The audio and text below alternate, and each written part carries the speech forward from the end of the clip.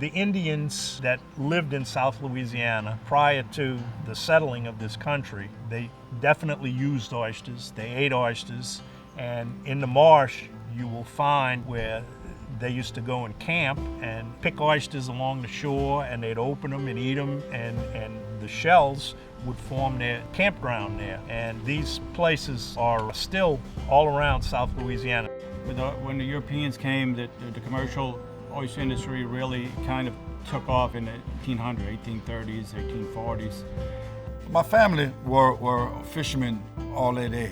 Trace it back to 1806. I'm a third generation Croatian commercial fisherman, and it's something that's in the blood. My grandfather started working in the oyster business back in 1904. I've been in the business, let's say about 43 years now, fourth generation. The oyster industry provided for every culture an opportunity to express themselves. A whole mix of cultures, sort of what was going on in New Orleans at the time. Spanish, you had the French, and then you had Italian. And those people that lived in Yugoslavia were seafaring people. They lived along the coast of the Adriatic Sea. Some of them came to the United States, to Louisiana. Some of them decided to settle here. You have to be independent-minded. Most of the time you were out in the wilderness. You know, in those days people camped a lot. So you had to be your own carpenter, your own mechanic, your own financier, you know, all the things we have specialized today.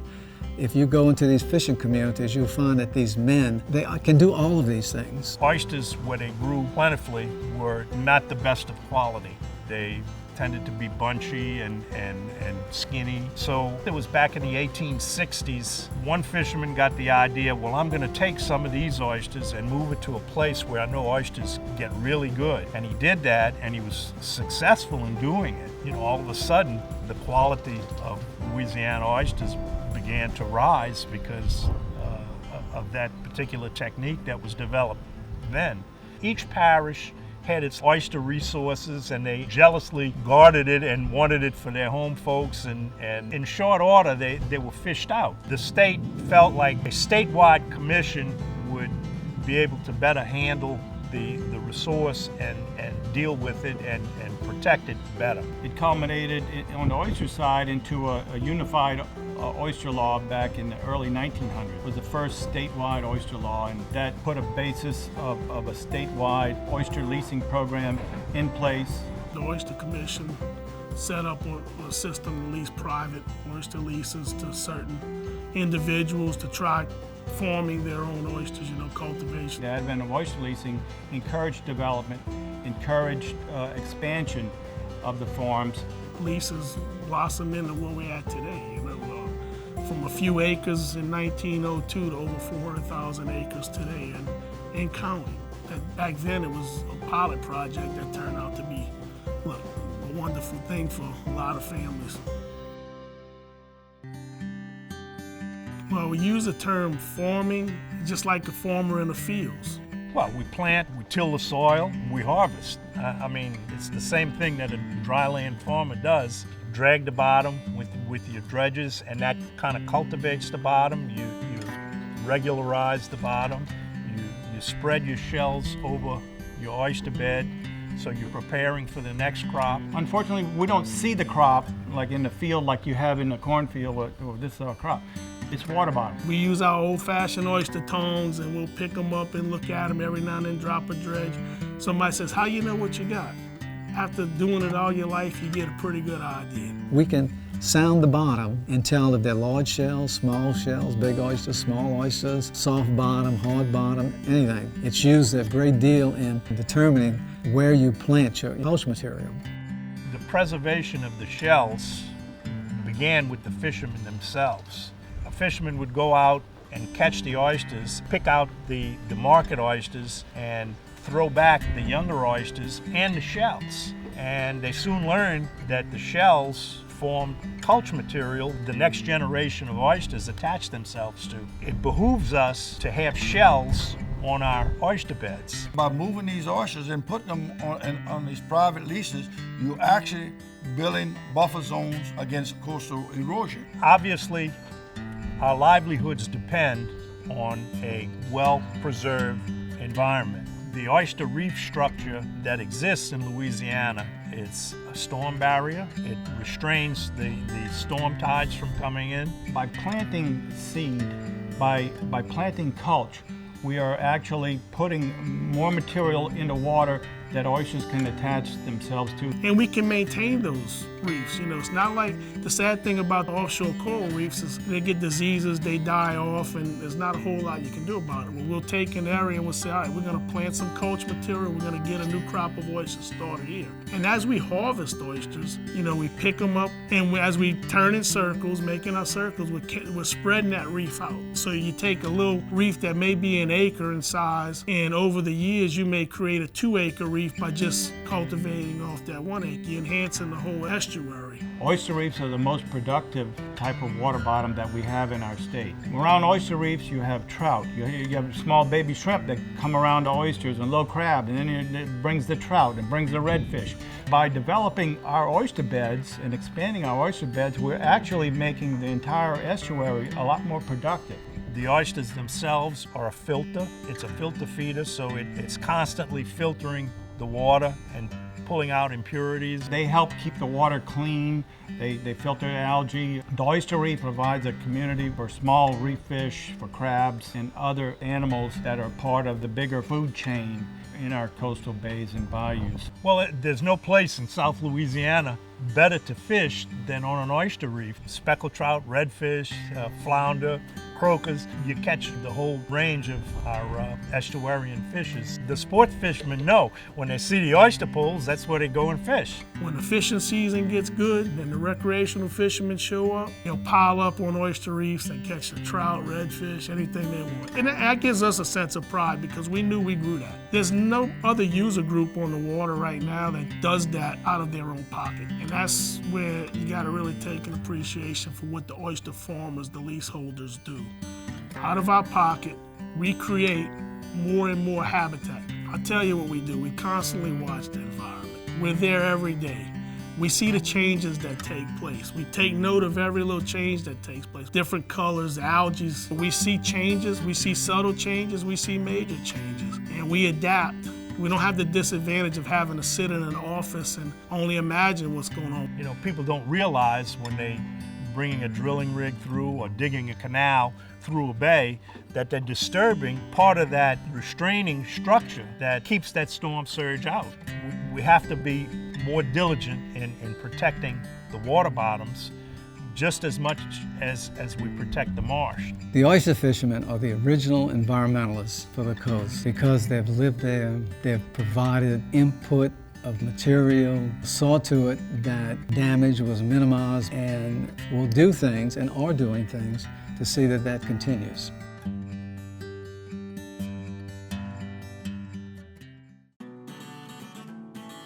It's a work ethic, and oysters is some of the hardest work in the world. And it's a hard work, but it's honest.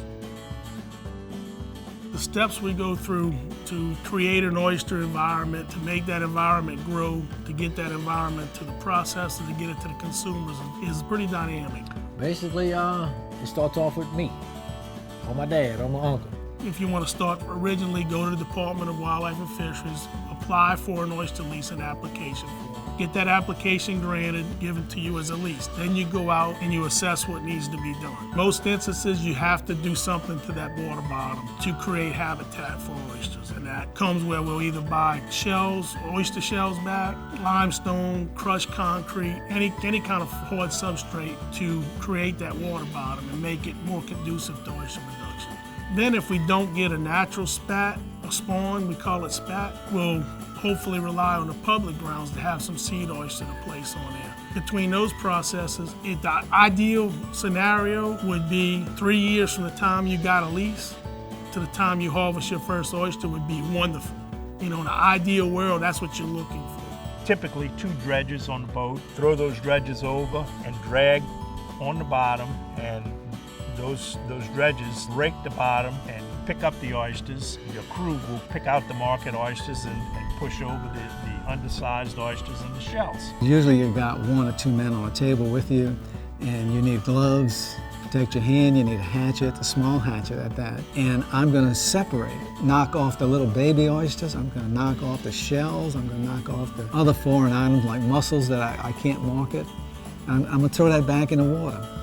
So my way of thinking was, that's an investment, and I don't care what business you're in, you developing future inventory has a cost and it's an investment. And until recently, not many people wanted to give recognition to that, but because of the work of the Oyster Task Force, little things like that are becoming known to people. You have to look at your market conditions. You have to go see your dealers, get orders, and once you receive your orders for so many sacks, you go out and catch them and you meet them at a dock and they load the oysters on their trucks, and if it's a good high quality product that particular dealer can use, he'll reorder and you'll keep working that way. Then you have a whole nother operation that takes this product in and then they wash it, they grade it, they either shuck it or they pack it into a half-shell pack, and then it goes out into the broader distribution market. What's amazing is that one oyster is going to touch the human hands as much as 5 to 7 times before it reaches the consumer. My family in a normal year will employ as much as 35 to 50 harvest families. Not to mention the docks, 3 or 4 docks that have people working at the dock, the truck drivers who haul the oyster, the processing plants who have a lot of labor, 30, 40 people at least working in their processing plants. Then it goes to the distributors who haul them to the restaurants and supermarkets. So the amount of people that benefit off of what one oyster farm does is amazing. It involves a whole network of people, and we're talking about hundreds of millions of dollars that depend on this economy, the oyster economy in our state. When you have an oyster community, you have people who want to come and fish in those areas. And when they fish in those areas, they buy gas down here, they rent rooms, they visit the restaurants. So they help support the community. Our oysters go all over the country. We couldn't eat them all here in Louisiana. Raw, straight out the water when they're salty, hands down is my favorite dish. On any given day, I'm on that water, you're gonna catch me tonguing up some oysters. When they're really salty, I don't need supper. I'll come home full.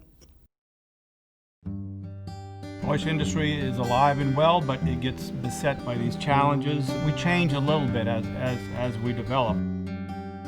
Any seafood product requires 2 important things. 1, the right salinity, and secondly, the right temperature. So our challenge stems from that fact that we need to do our best to get a consistent environment to accommodate that.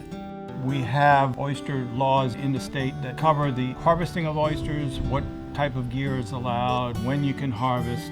The Department of Health is monitoring our water quality and ensures that the oyster water is clean enough. Oyster water, by the way, has to be 5 times cleaner than water for swimming. So we have a high standard that we have to meet. Baby oysters will reproduce at 15 parts per thousand at a temperature of 70 plus degrees. It can't get too hot. So our challenge is to stop the destruction of the coastline so that you have too much salt water coming in, but at the same time limit the amount of fresh water that comes into the estuary. It's ironic, but the Louisiana oystermen who have been long in favor of doing things to protect our environment are sometimes now at odds with the coastal restorationists because of their penchant for wanting to run fresh water into the estuary. And when you run too much fresh water, it knocks out your oyster production. It'll kill the oysters that are present, and it'll prevent young crops from establishing themselves. So there needs to be a balance. As a matter of fact, it's estimated that the first 5 years of any diversion, you destroy more land than you build. Of course, we have our natural disasters. We have the hurricanes. In the last decade, we had a spate of them, unfortunately, that followed every 2 or 3 years. When it comes to the coast, a hurricane just relocates the resources. If the hurricane picks up a pile of mud here and grass, it's going to push it in. So you see that exchange, and then through time, everything will rebuild. Challenges we face are more man-made than environmental. And Mother Nature, whenever she does something to the oyster industry, it rebounds tenfold. The BP oil spill, that's man-made. Man-made scares the heck out of us. Those kind of challenges, we don't know the outcome.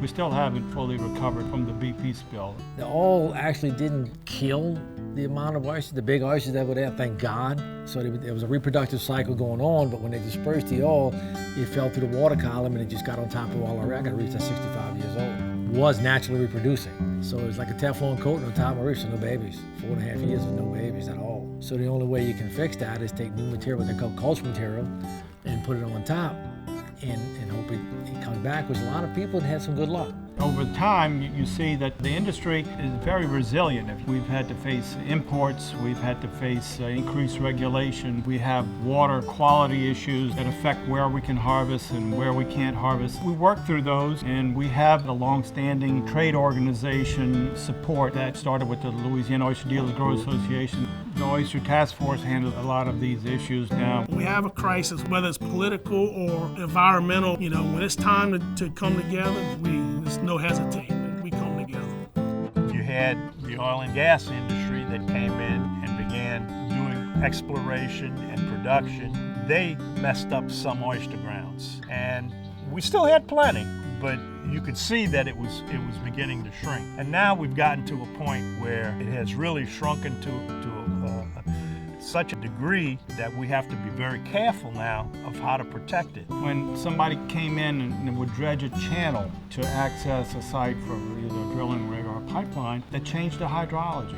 And the oysterman was there to say, no, we don't think this is a good idea, because the industry, they don't care how they do it. They want to do it fast, they want to do it now. And that's not the way it works in nature. And oystermen have been saying things like that for decades, and nobody would listen until just recently Louisiana, woke up to the fact in the last, 20 years, it woke up to the fact, well, our coast is eroding. Our land is sinking. Now we need to do something about it. Well, oystermen were saying that 80 years ago. My father, talks about his experience with that. They were looking to do things back then when we had more time, and it was all on a deaf ear. The state wasn't interested. Now, all of a sudden, we have this crisis. Well, this crisis is going to be very tough for the state to be able to fund what's needed to save our coast. You have to remember that oyster people have always been the ones who have slowed down or limited the destruction caused by oil activities, and nobody else worried about it. I think we can work with the oil industry. One of the things I'm most proud of about our industry is that we have a tremendous relationship, industry, academia, and the government agencies. Everybody tries to cooperate for the betterment of the consumer. I don't know of any industry that enjoys that as much as we do.